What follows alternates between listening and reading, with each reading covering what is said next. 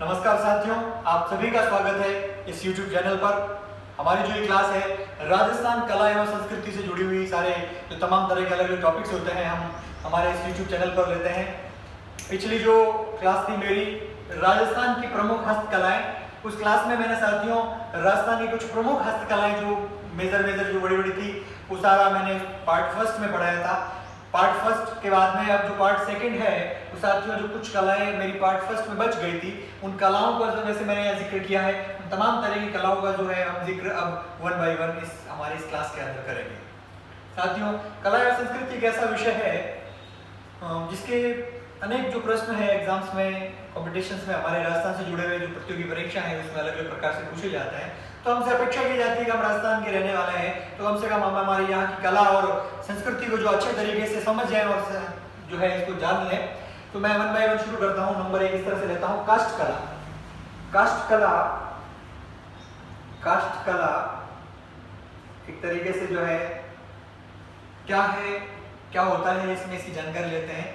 साथियों मेवाड़ में चित्तौड़गढ़ जो है, चित्तौड़गढ़ जिले में गांव पड़ता है बस्सी। उस बस्सी गांव के अंदर एक लकड़ी का मंदिर बनाया जाता है, यानी एक लकड़ी का या काष्ठनुमा मंदिर जिसके बहुत सारे कपाट या दरवाजे होते हैं और उस पे जो है तरीके से लाल रंग चारों तरफ मंदिर में कर दिया जाता है और काले रंग से अलग अलग प्रकार की चित्रकारी की जाती है एक तरीके से। और उस मंदिर में भगवान श्री राम के जीवन से जुड़े हुए जो चित्र जो है उसमें लगाए जाते हैं, राम लक्ष्मण सीता जी, इस तरह से पूरा उनका जो राम परिवार है तो उसका चित्र जो है उस मंदिर में लगाए जाते हैं। और जो है इस तरीके से कुछ जाति वाले जो कथावाचक है उस मंदिर को जो है जन लोगों के सामने जो है जाते हैं और भगवान राम की लीलाओं का जो है इस तरीके से वाचन किया जाता है अलग अलग प्रकार से गीतों और भजनों के रूप में। तो काष्ठ कला जो है चित्तौड़गढ़ जिले का बस्सी गांव, चित्तौड़गढ़ जिले का बस्सी गांव, चित्तौड़ बस्सी गांव, वहां पे एक क्या है ये वैसे तो काष्ठ या लकड़ी का मंदिर,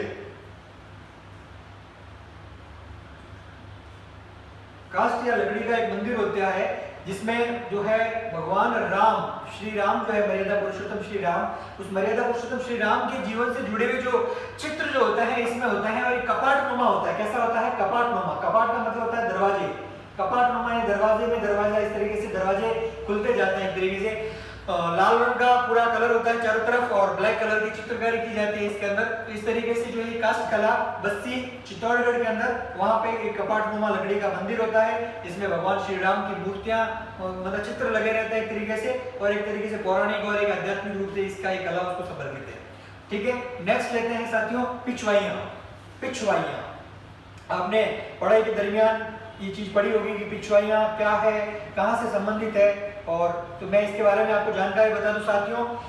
मेवाड़ जो धरा है हमारी बहुत भक्ति और शौर्य का एक परिचायक के रूप में रही है मेवाड़ धरती। इसमें जो है आपने राजसमंद जिले का नाम सुना होगा, महाराजा श्री राज सिंह जी जिन्होंने राजसमंद जिले की स्थापना की, जिन्होंने राजसमंद झील का निर्माण करवाया। और उस राजसमंद जिले के अंदर जो है महाराजा राज सिंह जी ने औरंगजेब के शासनकाल में एक ब्राह्मण जो थे औरंगजेब के शासनकाल में उसके कोप और उसके डर से मतलब डरते हुए भगवान श्रीनाथ जी की मूर्ति को जो है वृंदावन से बैलगाड़ी में एक लेके आए और राजसमंद के अंदर जो है इन्होंने जो राज सिंह जी के समय में राजसमंद में जो है इस मूर्ति की स्थापना जो नाथ द्वारा जो शहर है आज वर्तमान में वहां पे स्थापित करवाई। तो पिछवाई कला का जो संबंध है मैं पहले स्थान लिख लेता हूँ। नाथ द्वारा जो है जिला है राजसमंद। राजसमंद जिले का जो निर्माण है महाराजा राज सिंह जी के द्वारा किया गया, ध्यान रखिएगा। महाराजा राज सिंह जी ने मेवाड़ के जो शासक राज सिंह जी ने राजसमंद जिले का निर्माण करवाया, राजसमंद झील का भी निर्माण कराया। उसी झील के किनारे पर विश्व का सबसे बड़ा संस्कृत का शिलालेख भी मिलता है, ध्यान रखेंगे, जिसे राज प्रशस्ति कहते हैं। और इस नाथ द्वारा में आपको ध्यान होना चाहिए जो मंदिर है श्रीनाथ जी का मंदिर है, श्रीनाथ जी। साथियों श्रीनाथ जी का जो मंदिर है ये वल्लभ संप्रदाय का एक प्रमुख मंदिर है। ठीक है, जिसमें श्रीनाथ जी की मूर्ति की जो स्थापना है राज सिंह जी के शासनकाल में की। उस समय तो जो मंदिर एक हवेली में स्थापित करवाया, धीरे धीरे समय में बाद में रूपांतर होकर ये मंदिर का निर्माण हुआ भव्य मंदिर का। तो वर्तमान में नाथ द्वारा जो है वल्लभ संप्रदाय का प्रमुख केंद्र है। जहाँ पे जो श्रीनाथ जी का मंदिर है। तो अब मैं आपको बताने जा रहा हूँ कि पिछवाई कला होती क्या है। तो साथियों, नाथ द्वारा में श्रीनाथ जी के मंदिर में श्रीनाथ जी की मूर्ति के जो पीछे एक पर्दे पर जो है भगवान श्रीनाथ जी की जो कृष्ण की जो लीलाएं हैं उनका पूरा अंकन होता है कपड़े पर। तो कृष्ण की जो मूर्ति है श्रीनाथ जी की, उसके पीछे जो कपड़े पर जो चित्रकारी की जाती है अलग अलग कृष्ण लीलाओं की, वो कला जो है साथियों पिछवाई या पिछवाइयां कहलाती है। इसका संबंध है नाथ द्वारा से। इसमें कपड़े पर जो है भगवान कृष्ण, श्रीनाथ जी भी कहेंगे ठीक है, वैसे कृष्ण कहेंगे तो आप ज्यादा अच्छे से समझ पाएंगे। श्री कृष्ण जो है भगवान श्री कृष्ण के जो जीवन के जो सारे जीवन की लीलाएं हैं अगर वो चित्र पे उकेरी जाती है। हमने पिछले वीडियो में आपको बताया था कि लोक देवता की जीवनी को कपड़े पे अगर हम उकेरेंगे तो वो हो जाएगा फट चित्रकारी। तो ठीक वैसे ही जो भगवान श्री कृष्ण है, केवल इनकी जो जीवन की जो लीलाएं हैं साथियों, अगर कपड़े पर चित्रित कर दी जाए और उस कपड़े का जो है श्रीनाथ जी मंदिर में पीछे जो लगे रहते हैं मूर्ति के पीछे, तो ये कला है पिछवाई कला, नाथ द्वारा से संबंधित है। ओके, नेक्स्ट जैसे कि मैं यहाँ ले रहा हूँ तहनीशा। तो तहनीशा का तात्पर्य है साथियों, जैसे कोई धातु की चीज है, उस धातु की चीज को गहरा खोद कर, धातु की पीतल की भी हो सकती है, तांबे की या लोहे की या चांदी की, किसी की भी, सोने की भी हो सकती है। तो मतलब किसी भी धातु को खोद कर उसमें जो है ज्यादातर सोने के तारों का जो वर्क किया जाता है एक तरीके से बारीक, वो तहनीशा कहलाता है। तहनीशा, धातु को खोद कर उसमें सोने के तारों का जो वर्क किया जाएगा तहनीशा कहलाएगा।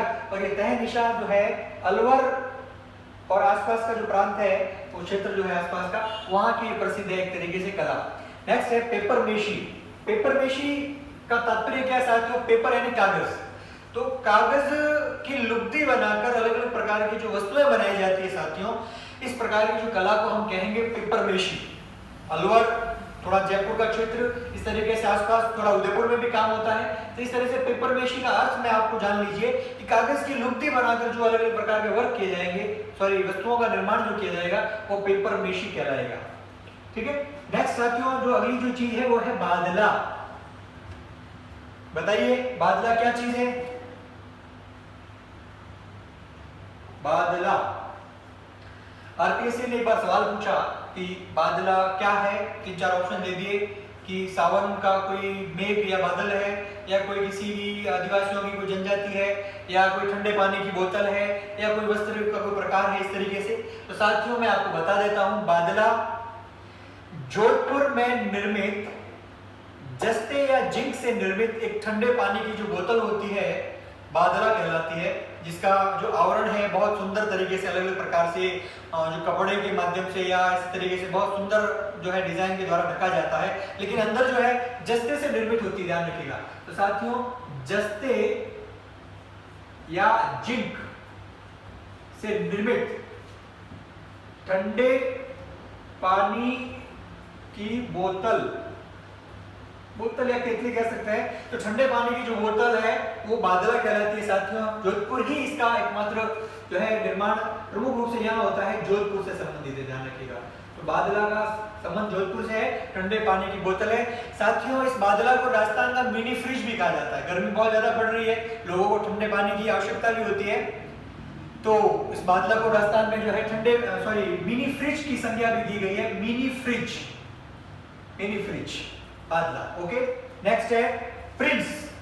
प्रिंट्स के ऊपर साथियों बहुत सारे जो प्रश्न आते हैं प्रिंट्स के ऊपर, तो मैं आपको तो एक थोड़ा गहराई से जाके प्रिंट्स के बारे में बता देता हूँ, कौन सा प्रिंट्स कहाँ से संबंधित है, ताकि अच्छे से आप समझ पाएंगे। प्रिंट्स के क्वेश्चन पूछे जाते हैं अलग प्रकार से, जैसे कि मैं ले रहा हूँ प्रिंट्स, ये है प्रिंट्स। प्रिंट से तात्पर्य कपड़े पर अलग अलग प्रकार के जो रंगों की छपाई होती है, रंगों की छपाई होती है, वो प्रिंट्स कहलाती है। प्रिंट्स के अंदर कुछ जो है खास चीजें हैं, जैसे कि नंबर 1 ले रहे हैं अजरक प्रिंट। नंबर 1, बहुत बार आरपीएससी ने क्वेश्चन पूछा है कि अजरक प्रिंट कहाँ से संबंधित है, किस जिले या स्थान से संबंधित है साथियों? तो मैं बता देता हूँ, अजरक प्रिंट का जो संबंध है बाड़मेर जिले से संबंधित है, बाड़मेर। ओके, नेक्स्ट है बाड़मेर में भी हम थोड़ा गहराई में जाए तो बालोतरा आसपास के क्षेत्र में काम ज्यादा होता है, लेकिन हम जिला याद रखेंगे बाड़मेर। नेक्स्ट लूंगा मैं साथियों मलिर प्रिंट। इसका भी बहुत बार कुछ क्वेश्चन आया है कि मलिर प्रिंट का संबंध कहां से है, तो साथियों इसका संबंध भी बाड़मेर से है। तो अजरक और मलिर दोनों बाड़मेर हो जाएगा। फिर नेक्स्ट आ जाएगा साथियों जैसे कि हाँ बगरू, बगरू तथा Sanganer, Bagru plus Sanganer print, Sanganer prints, Bagru और सांगानेर प्रिंट्स जो है तो आपको ध्यान होना चाहिए जयपुर जिले से संबंधित है, जयपुर जिले से संबंधित है, दोनों ये प्रिंट्स है वहां से संबंधित है। चौथा मैं ले रहा हूं जो है अकोला या जो है चित्तौड़गढ़ का आजम प्रिंट कह सकता हूं मैं, आजम प्रिंट, आजम प्रिंट, आजम प्रिंट का संबंध साथियों अकोला स्थान है चित्तौड़गढ़ के अंदर, वहां से है अकोला चित्तौड़गढ़, चित्तौड़गढ़ अकोला चित्तौड़गढ़ में जो प्रिंट है आजम प्रिंट संबंधित है। इसे दाबू प्रिंट भी कह सकते हैं कि एक तरीके से दाबू प्रिंट भी कह सकते हैं, दाबू। अब आप कहेंगे सर ये दाबू क्या चीज होती है, कैसे होता है, तो मैं बता देता हूँ साथियों कि अगर किसी कपड़े पर आप कलर लगा रहे हैं, रंग लगा रहे हैं, ऐसे कुछ कर रहे हैं, जिस जिस जिस स्थान पर अगर आपको कलर नहीं लगाना है, उस स्थान को अगर छोड़ना है तो वहां पर ऐसी कोई चीज जो है कपड़े पे लगा दी जाती है, बाकी शेष स्थानों पे कलर हो जाता है और वह स्थान जो छूट जाता है। इस तरीके से जो है जो चीज होती है वो दाबू कहलाती है, उस स्थान पर चिपकाई जाती है। वो अलग अलग प्रकार से चीजों से बन सकती है, कहीं पे मोम के दाबू बनाए जाते हैं, कहीं पे गेहूं के आटे के दाबू बनाते हैं, कैसी अलग अलग चीजें हैं। तो ये आजम प्रिंट अकोला चित्तौड़गढ़ की, ये सांगानेर जयपुर की हो जाएगी। अजरक और मलिर प्रिंट है साथियों, ये आपके बाड़मेर से संबंधित हो जाएगी। अब कलर कॉम्बिनेशन का कुछ क्वेश्चन अगर मान ले पूछ लेकर गहराई में बहुत ज्यादा जाता है तो वैसे तो ये जिले ही पूछते हैं, लेकिन फिर भी अगर ज्यादा पूछ ले तो साथियों जो अजरक और मलिर प्रिंट है ध्यान रखेंगे, इसका अलग बता देता हूं मैं आपको। अजरक प्रिंट में ध्यान रखिएगा नीला प्लस लाल रंग का अधिक प्रयोग होता है, ध्यान रखेंगे नीला और लाल रंग का प्रयोग होता है अजरक प्रिंट में। मलिर प्रिंट है साथियों, इसमें ध्यान रखेंगे काला तथा कत्थई, काला तथा कत्थई रंग का जो प्रयोग है साथियों इसमें मलिर प्रिंट में होता है, ध्यान रखिएगा।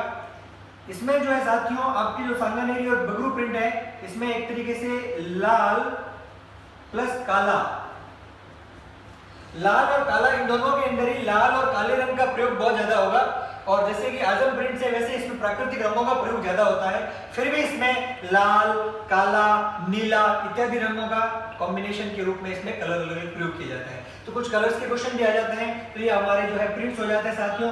नेक्स्ट है बंदेज। तो बंदेज तो बहुत एक सामान्य सा शब्द है कि महिलाओं के जो वस्त्र है ओढ़ने के, उसमें छोटी छोटी बिंदियां जो है बना दी जाती है, धागे बांध कर जो है अलग अलग बिंदियां बन जाती है। तो इस तरीके से बंदेज और मुकेश लगभग एक जैसे ही है। बंदेज में भी जो है जो ओढ़ना होता है उसमें छोटी छोटी बिंदियां होती है, अलग अलग धागों को बांध के बनाते हैं। और मुकेश में भी सूती जो है कपड़े होते हैं उसमें भी छोटी छोटी बिंदियां बनाने का काम होता है। तो मुकेश तो स्पेशली जोधपुर से संबंधित है ये कला, और बंदेज जो है जयपुर में भी काम होता है और जोधपुर में भी काम होता है, ठीक है सर। नेक्स्ट है पात्रे तिपरणी। पात्रे तिपरणी बहुत अच्छा सा शब्द है, आप थोड़ा नया तो लग रहा है आपको भी, क्या चीज है सर ये पात्रे तिपरणी। तिपरणी साथियों इसका अगर कभी प्रश्न आ जाए कि पात्रे तिपरणी क्या है तो आप बताइएगा कि जैन श्वेतांबर साधुओं के भोजन करने के जो लकड़ी के पात्र होते हैं वो पात्रे तिपरणी कहलाते हैं। जैन श्वेतांबर साधुओं के भोजन करने के जो पात्र है लकड़ी के वो पात्रे तिपरणी, और जो पिपाड़ जो शहर है जोधपुर के अंदर है वहां पे ये मुख्य रूप से बनाए जाते हैं, ध्यान रखिएगा। क्लियर है? ओके। नेक्स्ट जो है हम बात करते हैं मथरण कला की। मथरण कला, इसका संबंध जो है साथियों ध्यान रखेंगे, जैसे उस्ता कला का संबंध बीकानेर से था तो इस मथरण कला का संबंध भी बीकानेर से है। बीकानेर में जो धार्मिक स्थल है, जो पौराणिक स्थल है, वहां पर दीवारों पर देवी देवताओं की जो चित्र बनाने की जो कला है साथियों वो कला है मथरण कला, ध्यान रखिए। देवी देवताओं के चित्र को दीवारों पर उकेरना जो कला है मथरण कला है। इस कला का संबंध साथियों जो है बीकानेर से, ध्यान रखिएगा। वैसे बीकानेर की बीकानेरी भुजिया वगैरह, वहाँ के रसगुल्ले इत्यादि खाने पीने की चीजें भी प्रसिद्ध है। इस तरीके से जो है ये भी कला इसको जानेंगे। अच्छा नेक्स्ट है मानने। मानने बहुत सामान्य सा शब्द है साथियों, जैसे कि हमारे जो अलग अलग प्रकार से जो घर में मांगलिक अवसर वगैरह जो चीजें होती है तो हमारे आंगन में अलग अलग प्रकार से जो मानने बनाए जाते हैं, सजावट की रंगोली जो बनाई जाती है, रंगोली को ही हम यहाँ मानने शब्द कहेंगे एक तरीके से। हाँ नेक्स्ट जो है व्हील शब्द साथियों। तो व्हील वाला जो सवाल है वो एक इंपॉर्टेंट है, ध्यान रखेंगे। आरएएस के अंदर पूछा हुआ है व्हील क्या है। व्हील तो मैं आपको बता देता हूं व्हील क्या है। पश्चिमी राजस्थान में ग्रामीण क्षेत्र है, घर कच्चे घर होते हैं, मिट्टी से बने हुए, हम सभी जानते हैं एक तरीके से। तो ध्यान रखेंगे वे गांव के जो कच्चे घरों में मिट्टी की बनी हुई एक महल नुमा आकृति, ध्यान रखिएगा, मिट्टी की महल नुमा आकृति, जो जनरली जो अलमारियां वगैरह जो होती है उसके ऊपर जो ऐसी डिजाइनर होती है, तो मिट्टी की जो ये महल नुमा आकृति होती है, मिट्टी की महल नुमा आकृति, या आरएस में प्रश्न पूछा हुआ है, क्वेश्चन ध्यान इंपॉर्टेंट है, मिट्टी की महल नुमा आकृति, मिट्टी की महल नुमा आकृति जो है व्हील कहलाती है। तो एक इंपॉर्टेंट है, आरएस में ये पूछा गया क्वेश्चन है। अच्छा, नेक्स्ट है क्वेश्चन साथियों, भराड़ी, लास्ट क्या 2-3 बची है, तो भराड़ी जो है वो भी आपको आना चाहिए कि भराड़ी क्या है, इसको भी मैं आपको कला संस्कृति से जुड़ा हुआ ये शब्द है भराड़ी। साथियों, आदिवासी जनजाति है भील, तो भील जनजाति में जब विवाह का जो अवसर होता है, तो विवाह में जब बारात आती है और जो दूल्हा होता है, उस दूल्हे के द्वारा अपने ससुराल में यानी लड़की के घर पर जो इनका भराड़ी, वैसे साथियों कुलदेवी का नाम है, भीलों की एक कुलदेवी है भराड़ी। तो इसमें जब बारात आने के समय दूल्हे के द्वारा जो वधू के घर पे जो कुलदेवी का जो चित्र बनाया जाता है और इस तरीके से जो है पूजा की जाती है, तो ये जो है भराड़ी भीलों की कुलदेवी है, भीलों की देवी है, ध्यान रखिएगा, भीलों की देवी है। और भीलों में विवाह के अवसर पर दुल्हों के द्वारा जो भराड़ी का चित्र, जो देवी का चित्र बनाया जाता है दुल्हन के घर पर, तो इस तरह से ये कला, एक तरीके से कला है, वो है भराड़ी, भीलों की देवी और भीलों से संबंधित है, ध्यान रखिएगा। अच्छा, नेक्स्ट है शब्द आता है पाने।